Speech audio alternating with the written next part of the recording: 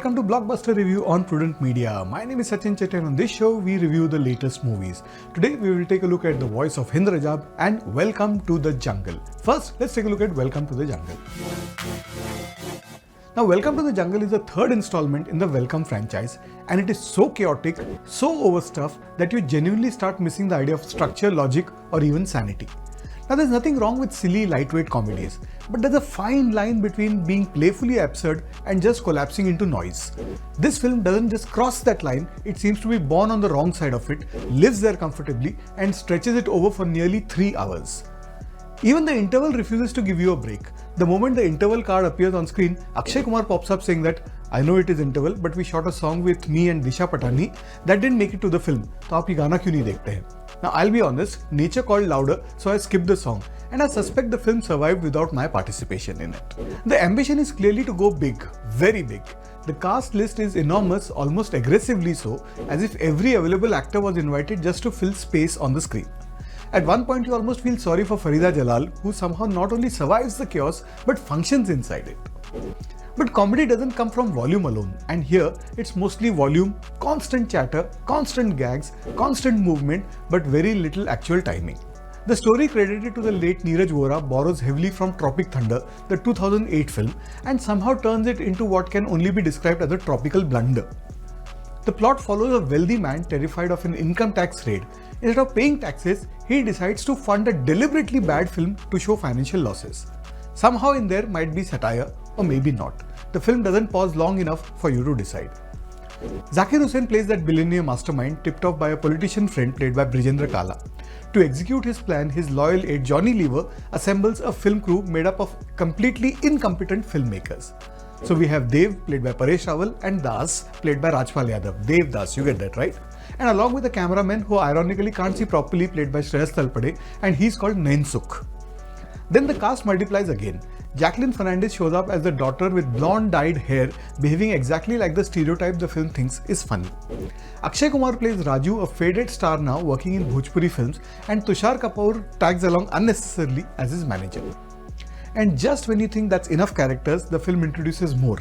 Disha Patani as Raju's ex, Mukesh Tiwari and Yashpal Sharma as Bhojpuri actors, Krishna Abhishek and Kiku Sharda as television actors, and then even connects back to the Welcome universe with Sunil Shetty and Arshad Varsi playing relatives of older characters, that's Nana Patekar and Anil Kapoor.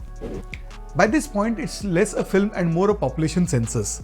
The troupe travels to a border village to shoot the film within the film, and even the characters keep entering, including Jackie Shroff as the villain Zatara, who looks as exhausted as the audience probably feels. There are moments where a joke almost lands, like Kiran Kumar's Urdu confusing everyone around him, but they are buried under so much noise that they barely register.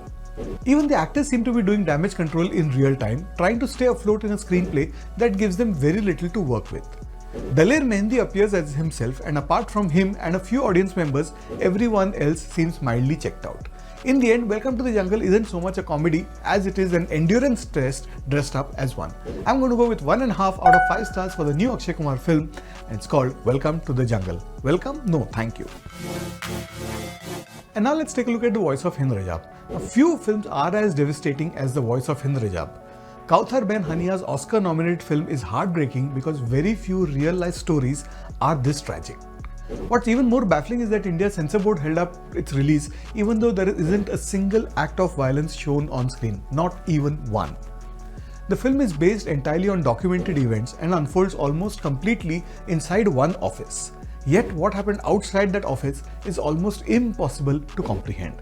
In January 2024, a film driving through Gaza came under fire from the Israeli Defense Forces.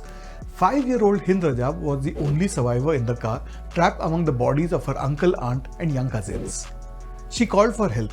Later, investigators found that 355 bullets had been fired into that vehicle. 355 bullets, and that too into a car carrying a family with children.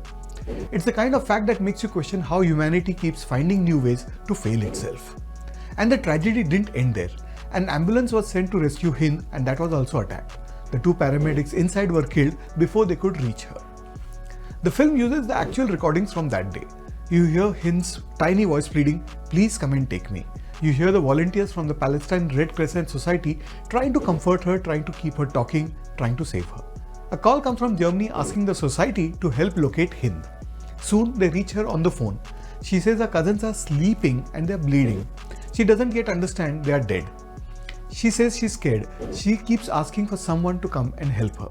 Everything plays out inside the Red Crescent office. Omar and Rana, the two volunteers on the phone, cycle through hope, anger, helplessness, and desperation. An ambulance is only 8 minutes away, but it can't move without military clearance. Without permission, it too could be shot. By the time the clearance comes, bombed roads and mountains of rubble make reaching Hind almost impossible.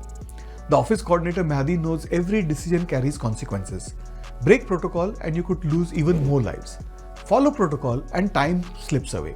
At one point, Omar asks the question that hangs over the entire film. How can you coordinate with the army that killed them? Meanwhile, Hind's voice grows quieter. Darkness falls, she's alone. Again and again she whispers, "Please come, I'm so scared."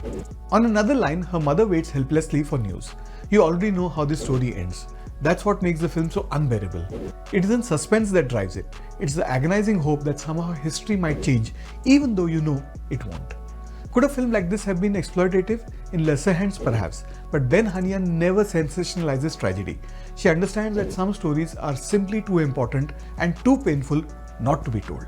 The film's executive producers include Brad Pitt, Joaquin Phoenix, Rooney Mara, Jonathan Glazer, and Alfonso Cuarón. People often say that all is fair in love and war. No, it isn't. Period. And as Bob Dylan once said, how many deaths will it take till we know that too many people have died? I'm going to go with 4 out of 5 stars for one of the most important films in recent times. It's called The Voice of Hind Rajab. Do not miss it. Well, that's what I thought of the 2 diametrically opposite films that were released this week. Do let us know what you think. And I'll be back with you next week with more movie reviews. Till then, it's goodbye from me.